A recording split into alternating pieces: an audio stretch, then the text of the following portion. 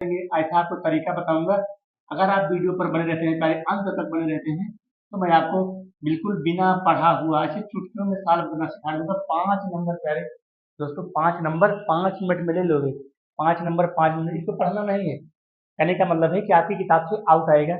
आपको अपने अपने कॉन्सेप्ट अपने माइंड पर ध्यान रखना है, किस प्रकार से इसको सॉल्व करोगे। आज मैं तरीका बताऊंगा, ध्यान से इसको आप शॉर्ट स्क्रीन ले सकते हैं। मैं चूंकि अगर पढ़ूंगा तो टाइम ज्यादा लगेगा, मैं क्वेश्चन सॉल्व करूंगा। क्या रे, इसको आप शॉर्ट स्क्रीन लीजिए, मैं किनारे खड़ा हो गया हूँ और मैं आता हूँ सीधे क्वेश्चन पर। वैसे मैं पढ़ता रहूंगा, क्वेश्चन आपको सॉल्व करा दूंगा। ठीक है, ठीक है। गद्दांश, संस्कृत में एक कहावत है कि दुर्जन दूसरों के राय के समान, मामूली दोस्तों को पहाड़ के समान बड़ा बनाकर देखता है। ठीक है, बाकी गद्दांश सब न पढ़ लेना। हम आते हैं सीधे क्वेश्चन पर, नहीं तो समय ज्यादा लग जाएगा। सज्जन के चरित्र की क्या विशेषता है, ये तो ऐसे ही आप खोज सकते हो। सारे बिना गद्दांश को पढ़े हुए मेरे लाल, बिना गद्दांश को पढ़े हुए ऐसे ही सोच सकते हो कि सज्जन के चरित्र की क्या विशेषता होनी चाहिए। अरे, वह अपने दोषों पर ध्यान देता है, यही है। वह अपने दोस्तों पर ध्यान, जो सज्जन व्यक्ति होता है वो यही तो सोचता है कि भाई ऐसा ना मुझसे कहीं गलती हो जाए, समाज में मेरी बुराई होने लगे, परिवार में, समाज में, नाते रिश्तेदारों में मेरी बुराई। बस यही आपको सोचना है प्यारे। और ध्यान दीजिएगा, जो आपके, जो हमारे सामान्य वर्ग के बालक हैं, जो जिनका विज्ञान वर्ग है, देखो प्यारे यहाँ, जिनका साइंस ग्रुप है, अर्थात जिनका फिजिक्स केमिस्ट्री है, बायो मैथ है, उन्हीं के लिए यह गद्यांश रहेगा। यह अपठित गद्यांश उन्हीं के लिए रहेगा। और कितने क्वेश्चन रहेगा, जो आपका ये प्रश्नोत्तर नंबर 9 है। यहाँ देखिए, ये प्रश्नोत्तर नंबर 9 जो है, इसी पे, इसी नंबर पर ही यह गद्यांश रहेगा, आगे पीछे नहीं होगा। तो प्रश्नोत्तर नंबर 9 में आपके दो होंगे, या तो आप इसको करोगे या तो आप इसको करोगे, आपको ऑप्शन रहेगा सॉल्व करने का। और कह रहे, सज्जन के चरित्र की क्या विशेषता है, वह दूसरों के दोष को देखता है, कोई मतलब नहीं है। वह अपने दोस्तों पर ध्यान देता है, इसका आंसर यही हो गया। कोई भी बुराई न होने पर मनुष्य किस श्रेणी में आ जाता है। अगर उसके अंदर कोई बुराई नहीं है, कोई दोष नहीं है, तो वह मनुष्य किसकी श्रेणी में आ जाता है, देवता की श्रेणी में आ जाता है। किसकी श्रेणी में आ जाता है, देवता की श्रेणी में आ जाता है प्यारे। ठीक है, इसको आप ध्यान दीजिएगा।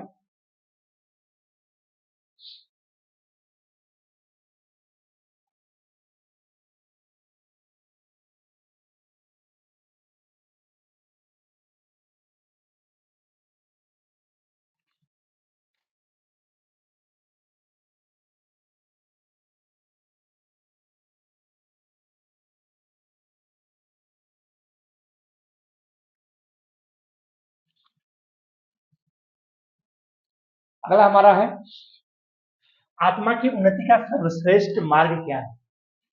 बहुत अच्छा क्वेश्चन, थोड़ा सी हम ऊपर कर लेते हैं, थोड़ा सा ऊपर कर लेते हैं पहले। आत्मा की उन्नति का सर्वश्रेष्ठ मार्ग यहाँ पूछा है। ठीक है, क्या पूछा है पहले, आत्मा की उन्नति का। आत्मा की उन्नति जो होगी वह आत्मनिरीक्षण से, जब अपने आत्म का कहते हैं, जब हम आत्मनिरीक्षण करेंगे तभी तो आत्मा की उन्नति होगी। और गद्दांश में भी दिखा देते हैं, और गद्दांश में भी दिखा देते हैं। ठीक है, दूसरा क्वेश्चन कौन था, कोई भी बुराई न होने पर मनुष्य किस श्रेणी में आ जाता है। तो यहाँ पर देख लीजिए, कोई भी बुराई न होने पर मनुष्य किस श्रेणी में आ जाता है। ठीक है, अब देख लेते हैं, कोई भी बुराई न होने पर मनुष्य की श्रेणी क्या हो जाती है। यहाँ देखते हैं,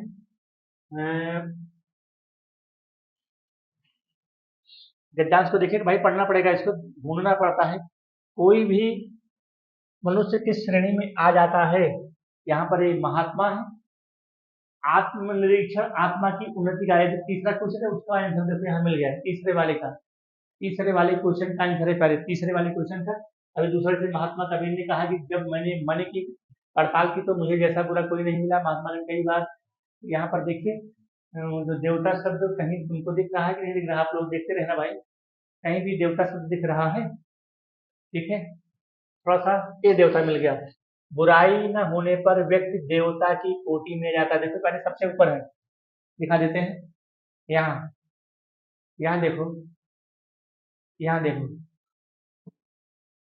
बुराई न होने पर व्यक्ति देवता की कोटि में आ जाता है। दूसरा क्वेश्चन है, ये गद्यांश में ही आपका आंसर छिपा है।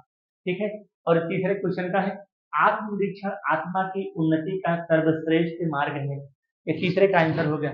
ठीक है, चलो इसको देखते हैं आगे। ऐसे ही आपको इसको कंठस्थ करना है। आत्मा की उन्नति का सर्वश्रेष्ठ मार्ग क्या है, आत्मनिरीक्षण। सबसे बड़ा कायर कौन है? अरे कायर तो जान ही रहे हो, जो भाग जाए, जो मैदान में ना खड़ा वही कायर है? तो क्या है? जो अपनी भूल को स्वीकार नहीं करता, यही है कायर। जो अपनी भूल को स्वीकार नहीं करता, यही कायर है। ठीक है? जो अपनी भूल को स्वीकार नहीं करता, यही क्या है? कायर है। ठीक है? तो हमारा ये 5 क्वेश्चन प्यारे, 4 क्वेश्चन पूरा हो गया। इसमें से एक क्वेश्चन शायद छूटा है, तो देखते हैं। अगले गद्यांश पाते हैं, जो गद्यांश नंबर 4 है, बस एक गद्यांश और सॉल्व कराएंगे, इसको आप पढ़ लीजिएगा। ठीक है? इसको पढ़िए। भारत वर्ष प्रकृति की विशेष पेपर रहती है। यहाँ सभी ऋतुएं अपने समय पर आती हैं और पर्याप्त काल तक रहती हैं। ऋतुएं अपने अनुकूल फल फूल, इसको आप शॉर्ट स्क्रीन ले लीजिए, बाद में पढ़ लेना, क्योंकि समय तो ज्यादा लगेगा, मैं किराए हो गया हूँ। जो भी हमारे बालक बालक जो देख रहे हैं, तो शॉर्ट स्क्रीन ले लीजिए। आते हैं क्वेश्चन पर। क्वेश्चन पे आते हैं। क्वेश्चन हमारा क्या कहता है? शस्य श्यामला माने होता है प्यारे हरी हरी फसलें, अर्थात पकी हुई फसलें, फसलों से युक्त जमीन, इसी को कहते हैं शस्य श्यामला। शस्य श्यामला ज्योतिल ये है। तो यहाँ पर देखिए, ये हमारा है हरी भरी फसलें। देखो यही हमारा क्या है? शस्य, हरी भरी फसलों वाली। तो हरी भरी फसलों को हम क्या कहते हैं? शस्य श्यामला। ये देखो, ये देखो, यहाँ देखो, यह धरती, यहाँ देखो, यह धरती शस्य श्यामला हो जाती है। ऐसे हो जाती है, ऋतुएं अपने अनुकूल फल फूलों का सृजन करती हैं। धूप और वर्षा के कारण, समान अधिकार के कारण यह धरती शस्य श्यामला हो जाती है। कि जब खेतों में फसल पक जाती है, इसी समय पहले धान धीरे धीरे पक रहे हैं, इस समय क्या है? धान की फसल शस्य श्यामला हो गई है। ठीक है? तो आते हैं अगले क्वेश्चन पर। गद्यांश को शॉर्ट स्क्रीन ले लीजिएगा, मैं किनारे हो गया हूँ। गद्यांश को 2 बार पढ़ के फिर क्वेश्चन सॉल्व करना है, तो टाइम बहुत ज्यादा लगेगा। गुल्म शब्द का क्या अर्थ है? गुल्म, गुल्म शब्द का प्यारे यहाँ पूछ रहा है अर्थ। इसलिए यहाँ पर गुल्म शब्द का अर्थ, गुल्म कहाँ है भाई? ये देखो यहाँ पर गुल्म है, देखो ये गुल्म है। यहाँ पशु पक्षी लता गुल्म और वृक्ष तपोवन के जीवन का एक अंग। तपोवन का मतलब होता है जंगल, जो जंगल होता है वही तपोवन होता है। तो गुल्म शब्द का अर्थ पूछा, गुल्म शब्द का अर्थ क्या है? झाड़। झाड़ का मतलब है फूल तो होगा नहीं, क्योंकि फूल फल गुच्छा ये तो सब एक है। ये तो सब एक है। देखो यहाँ, यहाँ दिया है पशु पक्षी लता गुल्म और वृक्ष। ठीक है? ये सब एक है, अलग क्या हो रहा है? तपोवन, यानी कि इसी जंगलवा में ही तो यहाँ सब होंगे। इसी जंगल में ही तो पशु रहते हैं, पक्षी रहते हैं, लताएं रहती हैं, गुल्म रहते हैं, वृक्ष रहते हैं, फल रहते हैं।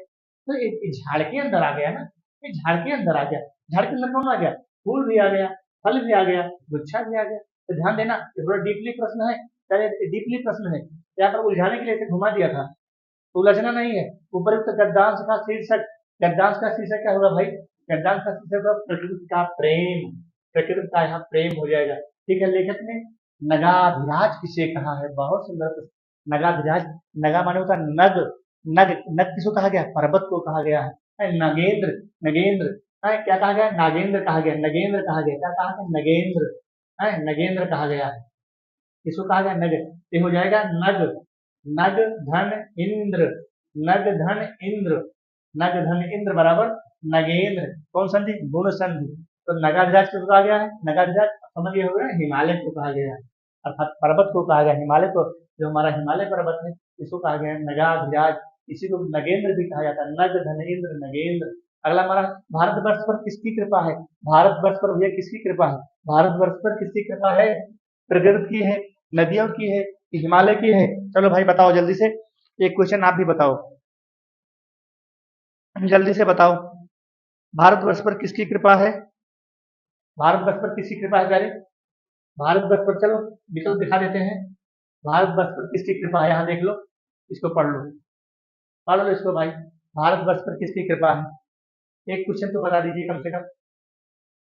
भारतवर्ष पर किसकी कृपा है? भारतवर्ष कहाँ गया? भारतवर्ष, भारतवर्ष, ये देखो पहले, ये मिल गया, एकदम परे मिल गया।